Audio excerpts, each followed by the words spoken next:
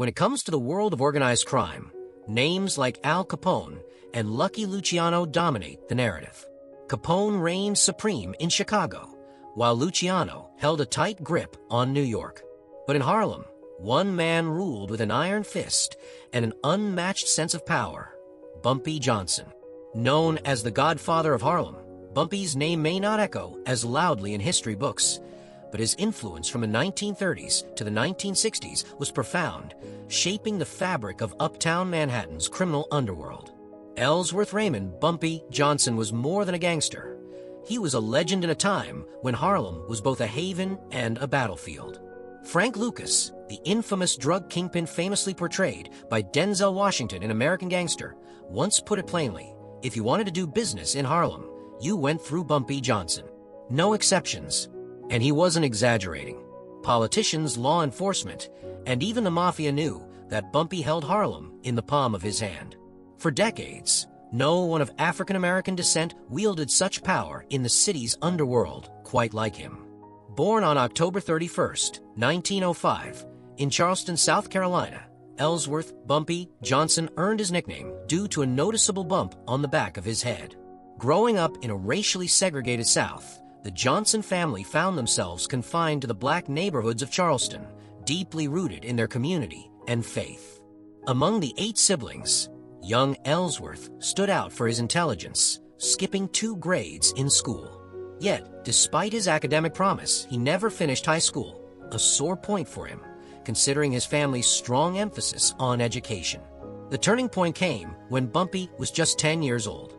His older brother Willie found himself in trouble with local authorities, accused of killing a white man. Though Bumpy wasn't involved, the family became targets for retaliation. Fearing for their lives, they fled Charleston, relocating to Harlem, an area seen as a sanctuary for black families in the early 20th century. But Harlem wasn't the safe haven the Johnsons had imagined. Life in the bustling city was a stark contrast to the quiet familiarity of Charleston. For Bumpy, the streets of Harlem were a trial by fire. At just 14 years old, he encountered his first taste of conflict when he stood up to a group of 6 teenagers on his first day of school. Their insults provoked the young, short-statured Bumpy, who retaliated with an audacious threat.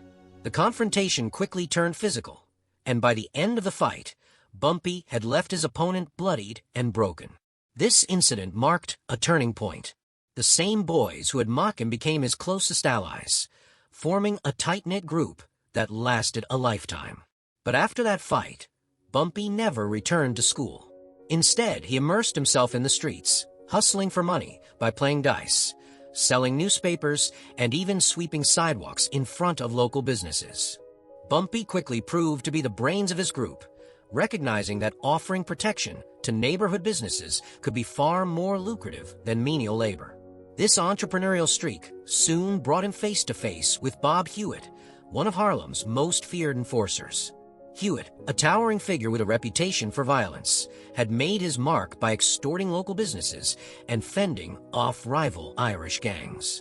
When Bumpy crossed paths with Hewitt during a dispute over protecting a store, the older man could have easily crushed the young upstart. But instead, Hewitt saw potential in Bumpy's fearlessness.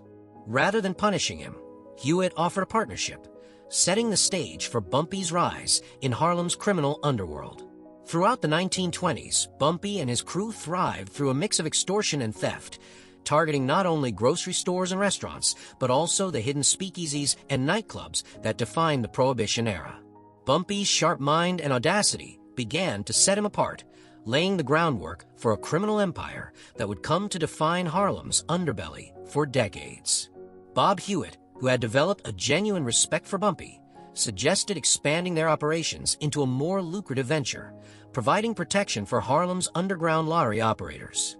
These lottery proprietors, some of the wealthiest individuals in the neighborhood, made staggering profits, sometimes thousands of dollars a week.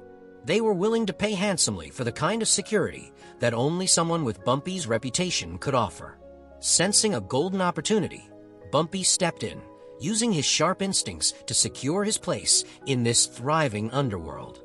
This move not only padded his pockets, but also cemented his growing influence in Harlem's criminal ecosystem. Bumpy's rise didn't stop there.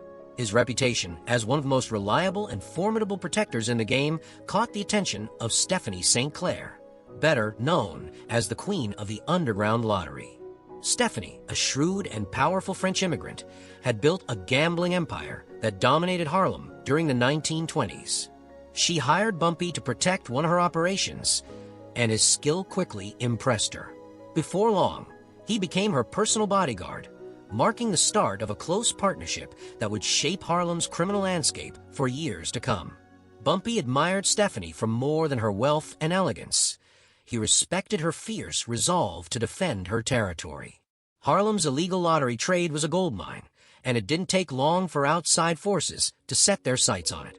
Chief among them was Dutch Schulz, a ruthless gangster from the Bronx. Schulz had built his fortune bootlegging alcohol during Prohibition, but with the repeal of the 18th Amendment in 1933, he needed a new revenue stream. The Harlem lottery racket was too tempting to ignore. Schulz wasted no time making his move. He sent his men into Harlem, offering lottery operators a deal: align with him for protection against police raids and kidnappings, or face the consequences. Schulz wasn't a man to be taken lightly. Known for his paranoia and violent tendencies, he wouldn't hesitate to use brutal force to get what he wanted. The pressure on Stephanie and her operations was immense. Drive-by shootings and attacks on her employees became a grim reality as Schulz sought to dismantle her empire piece by piece. Stephanie and Bumpy found themselves on the front lines of this escalating conflict. While many of her workers succumbed to the constant threats and shifted allegiance to Schulz, others remained loyal to the Queen. But her grip on Harlem's lottery scene was slipping. As the war against Schulz intensified, Stephanie held on to a single hope: the return of Bumpy Johnson, the man she trusted most to fight for Harlem's independence. Bumpy's return from prison in late 1931 couldn't have come at a better time. He had just completed a 2.5-year sentence for robbery, and within days of his release, he crossed paths with Bob Hewitt, now working for Schulz. Bob tried to sway Bumpy to join Schulz's well-funded operation, but Bumpy wasn't one to betray Harlem's black community to a white outsider. Instead, he reaffirmed his loyalty to Stephanie St. Clair. Recognizing the odds were stacked against them, Bumpy quickly devised a plan. With Stephanie's blessing, he and his men began stockpiling weapons, preparing for guerrilla warfare against Schulz's forces. Unlike Schulz's crew, who stood out in Harlem, Bumpy's men blended seamlessly into the neighborhood. This gave them a crucial advantage, allowing them to strike swiftly and retreat before Schulz's enforcers could react. Tensions boiled over in 1933, culminating in a series of violent clashes. Bumpy and Bob Hewitt faced off multiple times, but neither gained the upper hand. The standoff ended when Bob was sentenced to prison for unrelated charges, leaving Schulz without one of his key operatives. With Bob's absence, most of his men deserted him, and the battle between Bumpy and Schulz's crew began to tilt in Bumpy's favor. But Schulz wasn't giving up. To counter Bumpy's growing dominance, he brought in Ulysses Rollins to manage his Harlem interests. Schulz made it clear he intended to crush Bumpy at all costs. Bumpy, however, was determined to hold his ground, even as Schulz's reputation for danger loomed large. Schulz rarely ventured into Harlem himself, which frustrated Bumpy, who longed for a direct confrontation. Protected by a squad of bodyguards, Schulz remained untouchable, forcing Bumpy to consider alternative strategies. By late 1934, Bumpy took a bold step, reaching out to Charles "Lucky" Luciano, the powerful head of New York's Mafia. Bumpy hoped to negotiate peace, or at least secure some leverage against Schulz. Luciano, fully aware of Harlem's ongoing turmoil, listened, but refused to get directly involved unless Bumpy agreed to certain terms. Luciano demanded a share of Harlem's lottery profits and insisted Bumpy work under him for a weekly cut of $5,000. Bumpy wasn't one to bow easily. He warned Luciano against interfering with the lottery operators, promising retaliation if the Mafia crossed him. Luciano laughed off the threat, dismissing Bumpy's chances in a war against the mob. But Bumpy, with his signature confidence, reminded him Schulz thought the same thing. Yet here I am, still standing. Though no agreement was reached, Luciano couldn't help but respect Bumpy's boldness. Back in Harlem, however, the war raged on, with no clear victor in sight. Both sides braced for the next chapter in this deadly power struggle, as the fate of Harlem's criminal empire hung in the balance. The conflict dragged on, leaving destruction in its wake. In the summer of 1935, Bumpy Johnson and Ulysses Rollins finally crossed paths. The encounter took place while Bumpy was dining with a young woman. Calmly surveying his surroundings, Bumpy spotted Rollins advancing with a knife in hand. What followed was a brutal scuffle, two men locked in a life-or-death struggle on the restaurant floor. When the fight ended, Bumpy stood up, nonchalantly adjusting his tie, while Rollins lay bloodied and beaten. His face and body were slashed, and one eye hung precariously, barely attached. Seemingly unbothered, Bumpy remarked that he suddenly craved spaghetti and meatballs. Meanwhile, Rollins was rushed to the hospital for his injuries. True to his relentless nature, Rollins discharged himself that very night, bandaged and vengeful, determined to hunt Bumpy down. When he found him, Rollins wasted no time. Pulling out a pistol, he aimed at Bumpy's head and fired. The bullet grazed Bumpy's hat, but tragically struck an innocent woman, killing her instantly. Chaos erupted, and police at the scene arrested Rollins. He was handed a severe prison sentence, marking the end of his direct involvement in the war. For Bumpy, the fight against Dutch Schulz wasn't over. His wish for Schulz's downfall would soon come true in October 1935. Schulz, already a fugitive, sought to eliminate prosecutor Thomas Dewey to escape legal troubles. However, the American Organized Crime Syndicate, led by Lucky Luciano, saw this plan as a dangerous liability. Schulz was gunned down in a New Jersey restaurant and later succumbed to his injuries in a hospital. With Schulz out of the picture, Harlem celebrated a hard-won victory. Stephanie St. Clair, the Queen of Harlem, had triumphed, and the neighborhood regained its autonomy, for the moment. Questions lingered about who would control Harlem's lucrative gambling operations. The Italian Mafia seemed poised to take over, potentially sidelining Bumpy in the process. Just a week after Schulz's demise, Bumpy met with Luciano at the mob boss's request. The two sat down for a tense conversation, with Luciano letting Bumpy speak first. Aware of the power imbalance, Bumpy admitted he couldn't wage war against Luciano, but made it clear he wouldn't stand by while Harlem's gambling business was stripped from African Americans. Luciano listened carefully. He ultimately agreed to leave existing Harlem lottery operators alone, provided they had supported him during the conflict. However, he declared that any new ventures in the neighborhood would fall under Mafia control. Bumpy then proposed a partnership, insisting that the Mafia consult him before making any moves in Harlem. Hours of negotiations followed. At one point, Luciano reminded Bumpy of his precarious position, quipping, "Don't you realize I'm doing you a favor? I could kill you right here and take everything." Bumpy, unfazed, responded with a knowing smile. He understood Luciano was far too pragmatic for such a rash act. The talks continued, peppered with moments of laughter, until they reached a historic agreement. Bumpy had secured a truce with honor, preserving Harlem's autonomy while earning respect from one of the most powerful mob bosses in America. This victory transformed Bumpy into a Harlem legend. Everywhere he went, people treated him like royalty. Bars offered him free drinks. Women, including celebrities, sought his attention, and even the Italian gangsters acknowledged the deal he had brokered. No one dared interfere with his lotteries without risking a direct confrontation with Bumpy himself. The peace lasted until 1936, when Luciano was imprisoned for pandering. Years later, Bumpy faced his own legal troubles after defending a woman under his protection. He was sentenced to 10 years at Dannemora Correctional Facility, where rumors swirled that Luciano was also serving time. According to whispers, Bumpy once saved Luciano from a prison yard attack, earning his favor and even access to fine Italian meals during his incarceration. When Bumpy was released in 1947, Harlem was a different place. The Italian Mafia now controlled much of the neighborhood's criminal enterprises. Bumpy's plans to open a new lottery were met with warnings. The Italians run everything now. They might not even let you start up. Determined to reclaim his foothold, Bumpy arranged a meeting with Joe Adonis, Luciano's interim leader.